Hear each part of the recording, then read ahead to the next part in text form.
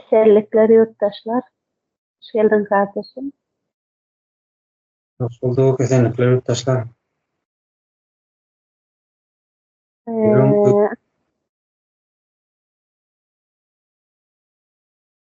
bugün bugün neme var da görün edecek. Yurttaşım.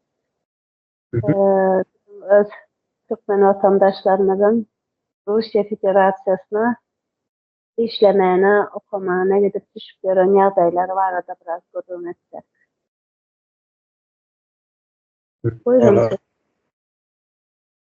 Hava yurttaşlar Barçayla Rusya Federasyasına işken deyip propaganda ediyorlar plan çakadan kula deyip vatandaşlarımızın Rusya'ya gitmene yol veriliyor. Yol veriliyor.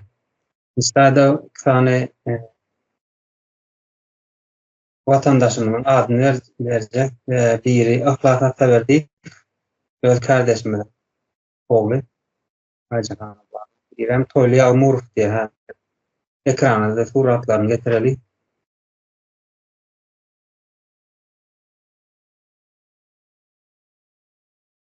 Görüşünüz yani Türkmen oğlanlar Rusya Federasyası'na iştik genel giden vatandaşlarımız ifadesi. Böyle arada kardeşlerimizden kurum verendirler. Acaba nehliya değil. Şimdi şöyle Eredil otursak 3 aylık turist ilişki vize bile gidiyorlar. Bu tayyidimle 3 ayın derine geçeceğim. İş güç kapılayınca geçip dur. Son dokumentasyon düzgün olmaktan vizenin kurtarmaktan Rusya'nın polisi içeri geliyorlar. Spespriyonluk bir yer var. Yani bende yabancı şu oluşuyor. Bu tayyide saklanıp bunların uşağa gitmene milletin özleri mecburi adayda şu zaten çıkıp oluyor mecburi adayda uşağa gitmene kayılı oluyorlar da kayılı olma adayda öyle diyor kontrat. Ondan şöyle oraya da ya oğlum emmek şemmine yurt tarih halkı gedayı galan son bizim halkımız gedayı galan son birbirinden karz alıp çıkılıyorlar niren çıkılıyorlar üy var üyün takya lo var onu o da aslar yoğun karz alıp çıkıyor şolarım yani ıhlasın ürün vermende de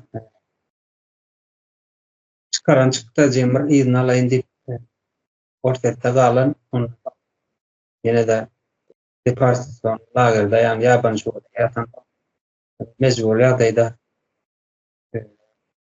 Ursa gidilmeni demedi. İçeri veriliyor. Özüm tarafı. Şöyle oraya da var. Yurdun içinde özünü hükümetlik ülkeden terör topar vardır. Yöne reklam edyanlar propaganda. Yani o kontrat bağlaşıp yine yurdumuz asuda işleyecek adama işken deyip öz propagandistlerinin üstünden özümüz yaltasınız yoksa işken deyip yani ne ben diyor diyorlar. Propagandadan yöre diyorlar halkın içinde. Halkın gözünden yapacak oluyorlar. Hakikatler yüze gelmedi yani. Ihlas bilen toylayanın dine bir fakta hani çık vatandaşların nime ortada vatandaşların yüzü şular. Şular düşen ya. Yani yine dolun az sağlar var. Baydik ön kazan yurt aslında böyle değil. Hiç bir iş adayı mümkün çıkıyor. Yine şu Aşgabat şu içinde olan öz nemlerinde yani monopoliyası bilen marginaller sonra birine hürmet eder. İş eden kişiyim. Bakın. Şimdi bizim vatandaşların Renalı erkeği münlap şu neyme çıktı. Rusya çıktı. Rusya'da şu dünyanın yüzünde bir gerekmeyecek yani akfirgad edilen bir yurt oldu da. Asuda oturun Ukrayna'nın üstüne çalıp o yerlerini basıp alacak. Şeyler orada bazı var. Bunların yani tedariklarda da Koreya, Demirel Kore'den eskerdi. Birinci Katar'da Demirel Kore'nin eskerleri, ikinci Katar'da Rusya bilen gatnaşyk edýän nemeler, ýurtlaryň adamlary ýa mellere mar, beýlek ýurtlardan mar. Ýani toýlyň aýtmagyna görä şolar Töweremde diýär, men Töweremde tanýanymdan diňe uniwersitany bar diýär. Näçe türkmenler hem kendi ýaly. Her bir daha sonra devam bir arayışlar bilmesini birbirini tanıp olanokta. İnsan hatlarda da ortlarda. Buna hemen bir kazya şu tayda ortlar angadan ölenok başka respublikan adamlar öyle. Türkmenler öler, Yakutlar öler, Özbekistanlar, Kırgızstanlar. Şimdi tayda hükümetin nemesi iş başarmayanlığını vurkazıyarlar. Hem şimdi televizyonda, medyada, öz görülen portallar var. Onun açıldı, kuruluş firması açıldı. O taydan yol çekilip dur diye. Bir giden işler açıldı diye. Hiç ilgi, hep fasattı görünüp dur da. Vatandaşlar bu ortada devam etmeyi, gitmeyi, integram çok devam etti. Birden ortayalar yeni, yalar ansatlık bilen garap ortada aşar yani. Ulan Rus Federasyonu yani Raşizmi terör devleti imitlendirip oturan bir düşünse olacak da yani.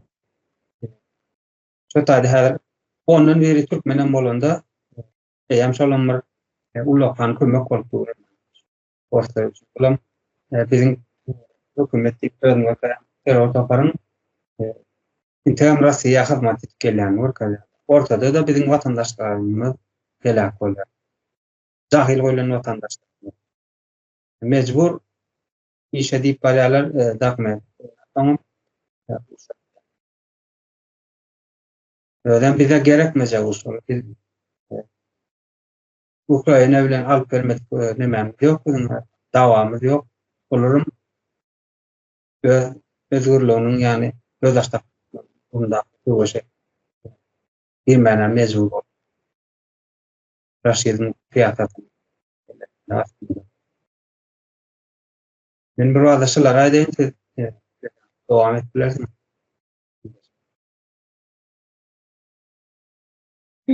Okey, understand. Benim sesim go var ya da. İşte Okey, understand. Yurdun içinde emele kıyınçılıklar devrediliyor ki millet başarı yolda kaçmak bilen bundan millette öz təhdidine uğramayarlar. Yani Rusya ansatlıkla yola sürüp koyulandı. Yani ben komşumuz var Özbekistan. Bu Neşmut'ta geçeceğiz. Mesela Özbekistan'a. Tıptarımız komşumuz şu yörede kıyındır almak gibi ya da gitmek. Rusya'ya gitmekte. Rusya gazı ansatlık. Sen şirketlerde ödülen pulunu versen seni derhal ansatçı yol bilen Rusya'ya koy veriyorlar. Bizim yaşlarımız okuvadık diyorlar mesela. Demelerim okuğun emesinden geçerlerim iş diyorlar. Bu arada 3 aylık vize bilen oy veriyorlar. Näme üçin her kim bilýär Russiýada okuwyň ýoklugyny. Ýaşlarymyz okudy diýerler, okuwady ýazdyrýarlar, işleýärler. Russiýa şu wagt işlemäge eli berek. Bizim ýaşlarymyzy ol höküminde ine işletýärler. Beýleki gitýän adamlar bardyr, 3 aýlyk wiza bilen gitýärler, wizalary gutorýar, ondan soň gaçyp berýärler. Olaram tutýarlar bulary. Hani neme deportasiýon lagerlerde şeýle bir erwet ýagdaýlarda öretilýär, şeýle bir mertebelere keseldilýär bilen bular mecbur gazy bolmaly bolýarlar gitmäse. Arkasynda bir döwlet ýok, ýa-da deportasiýon lagerden bulary derrüw desine ýa-da Türkmenistana alaýan hiç kim ýok. Şonuň üçin gaty täne olanlarymyz şuna göre gelen maglumatlara göre gaty täne türkmen şu wagt Rusya Ukraina garşy savaşyň içinde gaty täne uruş bar, neme türkmen bar diýerler. Bu da bizim wara bizim milletimizin gelensizliginden ýoksam şol 2 ýyldan bäri aýdylyp gelýär-de şu Russiýada, Russiýa Federasiýasynda uruş bolupdyr. Gitmän ýagdaý gowy däl diýip näçe şol nemelerden sosial media platformalaryndan näçe şunu ýöne dinletip bilen zatlaryna meniň baş döwrem öýdi, näçe diýdim. Russiýada uruş bar, iýermän çağalaryny da diýen bilenler ýok, ana falan kesin çağasy okat ýör, falan kesin çağasy okat ýör diýip ana naklar sana ananmaýarlar. Şu ýerde ana okat beren kim işde adam bolana diýip işläp bererler. Ýok, o düşýärler, nemedir özüň oňarýan däldir, bilýän däldirler. Ene ýene bir bahana tapýarlar. Emma ene bugunky günde ene ýan kaýdan oglanyň soýly diýelim. Ene öz nemesi bilen ýapdy. Nemedäki deportasiýon lagerindäki şertlere çyda bilmän iň bolmanda agatda geberdim, daşarda geberdim diýip çykdy, inde mene pişman bolup otyrym diýär. Ene canly Türkmeniň ýaşlary hiç zat ýok ýere, hiç zadyň ogruny ene canly berip otyrlar. Milletiň ýaşlary geljegi. Adam ýaşlar bir döwletiň geljegi, bir milletiň geljegi. Ene bulary ýok edilip oturýar. Näme diýmekdi? Bir milletiň soňuna etmekdi. Onca da taýyr bolýar, bir milleti ýok etmekdi. Geleli şu ýere näme? Bütün orta döwletlerin nemeleri, değişli guruluşlary Russiýadaky özüniň watandaşlaryna duýduruş berdiler. Russiýa Federasiýasynda uruş bar we şu uruşa gatnaşanlary neme konstitusiýada nemesi bardyr, jezasy bardyr diýip duýdurdy hemmeti. Bizden Daşary işler ministrlikden çykýan ne watandaşlara daşary ine Russiýa Federasiýasynda uruş bar diýip duýdurdy, ne de uruşa gatnaşan şeýle konstitusiýada şeýle nemesi bar, jezasy bardyr munyň diýmedi. Katolik ondan Türkmenistanyň bir taraplyk statusy bardyr. Bu näme diýmek? Türkmenistanyň watandaşlaryň uruşyň içine goşulmasy Ýa-da statusyny bozulmagy diýmek. Ýa-da halkara arenada ol nemelerin, şertnamalaryň bozulmasy diýmek, halkara kanunlary bozmak diýmek. Ol näme bizim ýurdun nemesine tähdidine gaty negativ täsiri bar amana. Sanksiýa çelli gidip bilýär, diplomatik nemelerde de gaty negativ nemeler getip bilýär, sonuçlary getirip bilýär. Bu ýurdun bizim ýurduk tähdidine gaty agyrlar bolup bilýär. Bir de Daşary işler ministri Raşit Meredov. Yurdun içinde konstitusiyon kuruluş olan olsa, ahlakınız olsa desine dediği penta boşa dördüm. Demeder ki Rusya Federasyonundaki konsulumuz, ilçemiz Efenay'da odayı, Merdan Saparov. Siz ne emekliyiniz? Deportasyon lagerdeki adamlar ne için izine alamaz Türkmenistan'ı?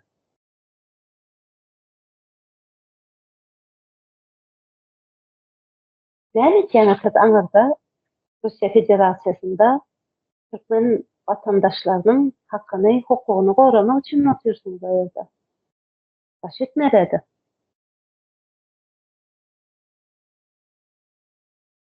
Konstitusiyon kuruluş olan olsa, sizin ahlakınız olan olsa, meslek ahlakınız, siz derru desine vezifen taşlardınız. Yani biz sizin ne mensup etse, yok, yurdun içinde konstitusiyon kuruluşam yok. Devletem yok. Devletem yok, kuruluşam yok. Yani fasat. Yine bir zada beyin teşekkür edeyim. Var otuyorsunuz yine. Konstitusiyon kuruluşum yok, ne şahattan aytıp gel otuyorsunuz. Yok, fasat var. Yurdun içinde. Yok. Konstitusiyon kuruluş yok, devlet yok. Sadece bir yalan döredilen bir maket değil yani.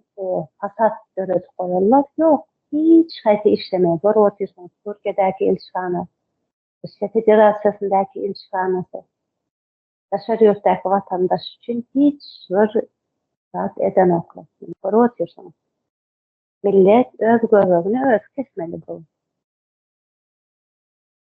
Bizden ne 2 yıldan beri aytıp geliyoruz. Gitmen şu yere. İlermen çağrılarınızı dedi. Hiç kim dinlen oklar. Dinlen oklar. Anan oklar. Severik. Bütün milletimiz bak varimiz 70 yıl hemen aslında Sovet Soyuzu aslında olduk da evet. Yalanın içinde kanımıza çellesin isteden bu yalan. Kendi zatımız yalan. Yine Rusya'daki vatandaşları izleyen diyeni ve sosyal medyalarda odan yerlerde surat açıp koyanız. Ondan sonra sosyal medyalara yükleyeniniz şeyler bir görünümler ki gülela güllük. Ondan sonra o yurdun içindekilerin ümren yaşamışım diye. Etmem şunu, oğudayla yadayım. Ne Rusya Federasyonundakiler, ne Türkiye'dekiler. Hiç aytenizin yadayım, oğudayla. Birinci bilen şunu bilen isteşelim. Biz dışarı yurtta istiyoruz. Benim yadayım oğudayla, benim birinin elinde kul ol işaretlerim. Benim yadayım oğudayla. Sizin yadayınız olmuyor.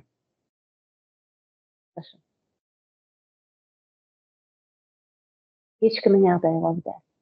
Mecburi olup dışarı yolda işlemek için çıkan adamın hiç yadayı olmaya. Biz bilen şunu kabul edelim.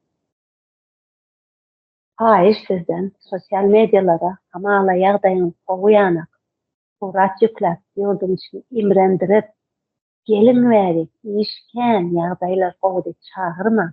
Hayır sizden.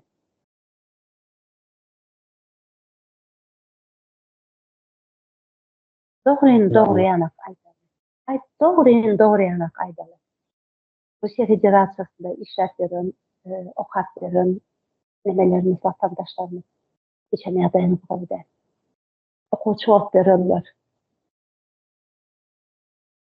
Yaşap veren ofislerimizin içi tahtavitten dolu. Hiç uslovyanız yok. Diyersiniz, bu liyanatlı işleyeniz, bizim kıyızlarımız gidip ofisant olup ya nemelerde, fabrikalarda işlemeye mecbur ve o barlarda onu işleyen kafelerle ne olyan katıp gidersin. İçen adamlar gelip geçip lağa katıp mertebesine delip ne yendirsek yani ne de biliyorsunuz. Bizim Türkmen hyzlanmagy mecbur şu ýerde bara, bu ýurjak bolup, ölmejek bolup. Gezmek mecburlar. O, Şu ýere durmuşa neçe tane Türkmen şu ýere orta durmuşa çykyp geldiler. Enatalarını aldaýanlar özleri. Uçlar aldanan enatany. Okuwada barýar, okumyzam gowy koýar, işleýärem, pulumy berýäňiz diýip özüňiz hem işläp hem okap bolmaýar. Men muny okudan höküminde aýtdym size. Hem okup, hem işläp, hem okap hiç wagtdan bolmaýar. Hem işläp, hem okanyňyz üçin ine saxta diplomalyk ýurdun içine gelip öldürseňiz adamlary.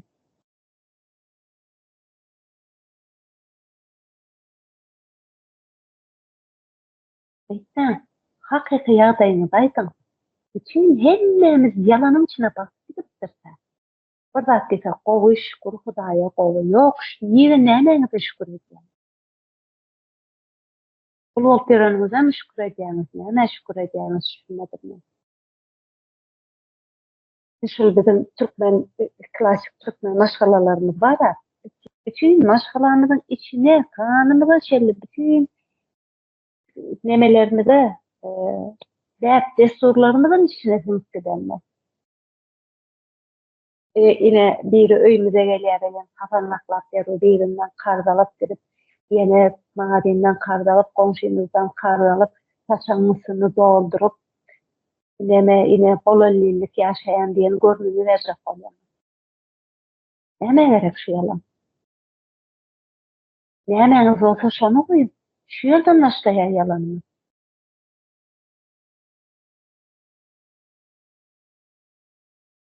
Ben şun boynap bilen zaten şu ýany howy şu kyn ýaşap otyrsyn, çörek bilen şaýyp ýat.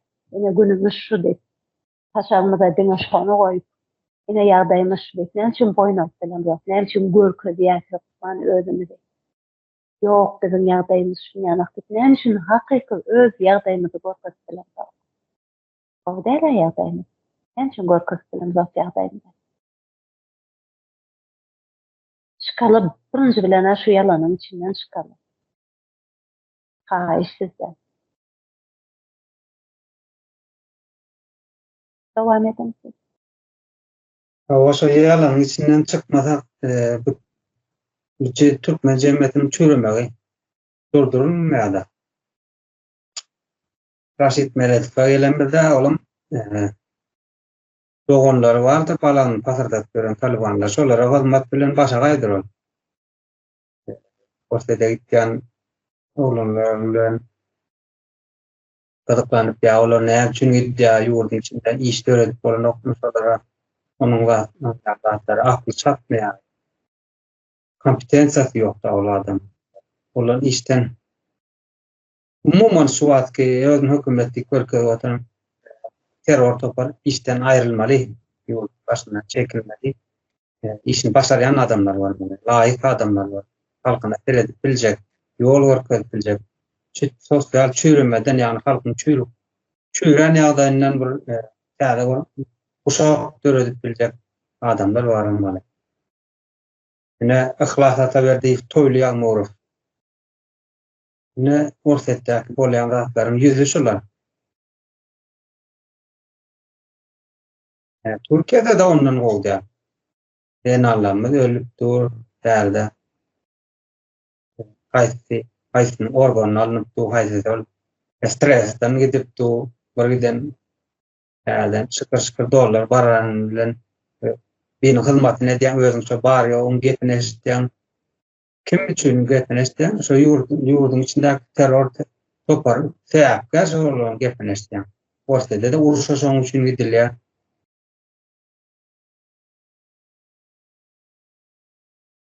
Şolana ortada uruşa gidipdir mejbur, dogrymy? Evet, gün üçin diýen. Şun gün bu ýöne senadan öz durmuşyň ýaşajak, durmuşyň kuşagyň geljek uşaklaryň durmuşy üçin bir gezek ayağa ýetip kalsam yeterlik. Şoňadan ýaragal özüň ýaly ýaraglyň garşyna çykyp.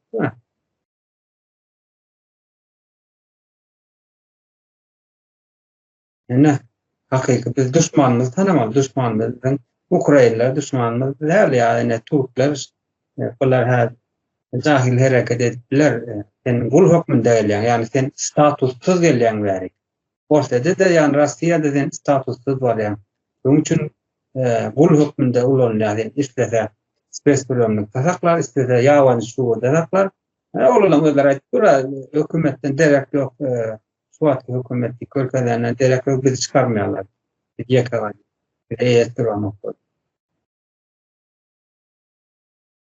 Sen statussuz taşary çykarsyň da seni kim hormatlap, kim syýşar, kim nemesine geçirsin, törüne geçir. İddialy ýatarsyň tapan ýerinde, bir-birde waganda ýatarsyň, birde bir ýekmyrjada ýatarsyň, işleýän ýerinde ýatyp durarsyň iddialy. Ýetirmekden aşan garnyň doýsa, işiňi işlersiň ýatyp. Bir ölü internet bilen 1 megabit ýetmeýän internet bilen öýündäkiler bilen gowmy, olaryň taňa gow Hudaýa şükür. Olaryň bärden gow Hudaýa şükür. Öwredilen sözleri gaýtalap bir-birine ýalyn sözler aýtmaly ýene atany. Şunuň ýaly bolup duşdaýdy. Olaram aýtmaly. Şu ýurdun içinde iş tapylmam, näçe sen ýyllar boýy aňarda ýaşamaly. Yüzlen başlamaly. Bir-birler teňňe gyýdyňda da mertebe galma, erkende de status gal.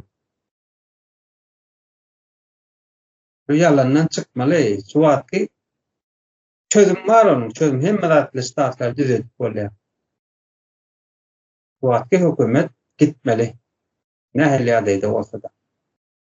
Yani hökümet diýende, ýani oturtma hukukly hökümet Xitoydan aýrylmaly, dereni aýdyň adamlar gelip. Halkyny, ýurduny, topragyny ilerledip biljek, medeniýet getirip biljek. Cemal Saparowadan medeniýet öwrenmeli alar. Bilimiň güçlendirsen medeniýetiň özü gelýär. Tam sedeniň bilen ýa onuň öňüne çykyp ýallaklyk eden medeniýet diýen o. Hemme zat tik başak da bizim ýurtda.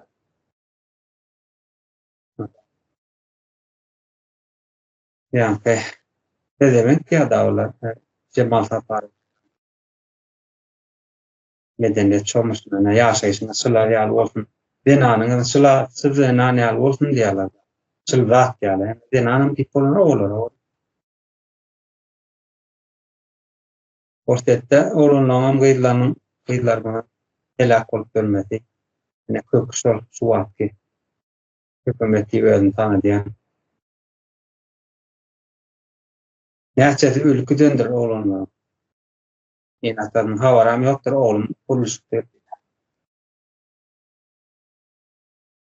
Ýa-da oğlanlar gyýdlar en atasyny beýnandyrmajak bolup gülýäli bäri okuw ýetdi. İşler böler. Onuň nemesini aşağında yüzünü taraldyp ýepineşdi.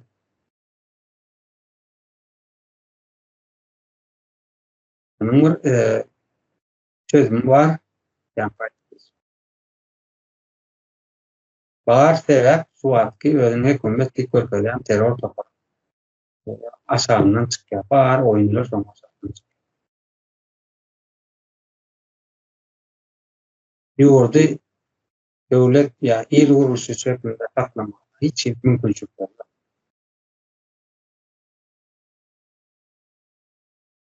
Boldy meşelerden aýdan wagtymyz ama ýarym saat bolayla. Yani uzakta.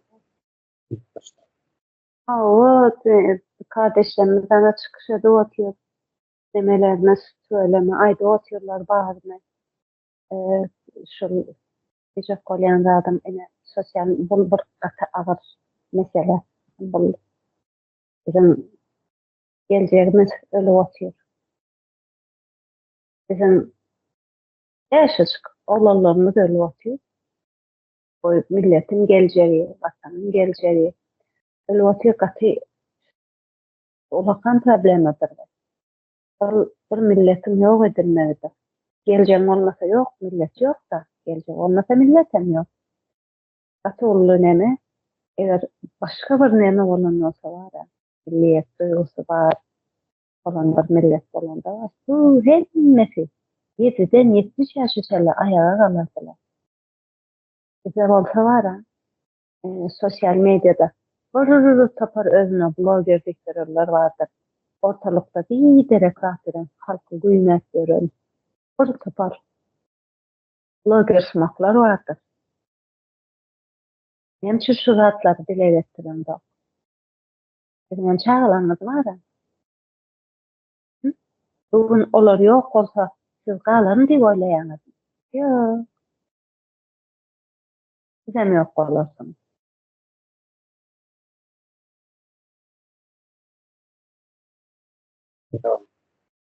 Özüne jurist deyip, hamalı hukukçular deyip, sosyal medyalarda, TikTok'ta konsultasiyalar verirler vardır. Ahlakınız yoksa, ben şunu dile getirem yok. Bizim milletimiz yok olması ben şunu dile getirem yok. Millet olmasa sizin o konsultasiyalarınız ne işe yarayar? Kimsiz millet olmasa. Özüne biznesmen dikiyorum. Men 30 yıllık biznesmen dikiyorum canım. Ahlabek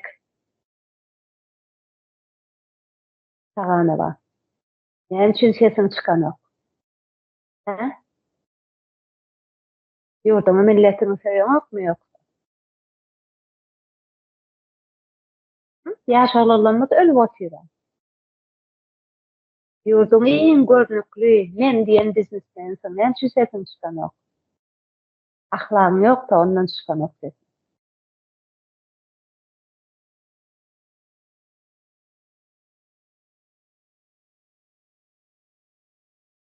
Halkan Ova. için sesin çıkan yok. Çağalanız ölüp oturuyor. Yani için sesin çıkan yok. Bak her bir sesin çıkarmadığı adam üstüne şu günahını. Hemmenizin vicdanınıza, varinizin vicdanınıza bırakıyorum diye rahatlıkla. Varinizin ka tehir eder, yok olanı kada edecek zadım yok.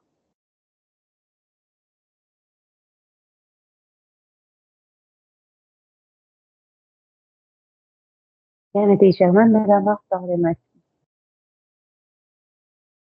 Yo, aytyljaklar aytdyk. Bu arada interkan urunlar. Bu kan su götürür arabalar var. Temalar. Basit ne tema eğerden oylandıkça basit ne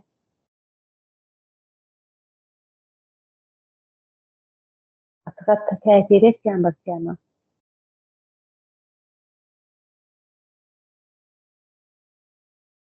İnandırıyan yere hiç ses çıkanova. Hiç çıkanak sever.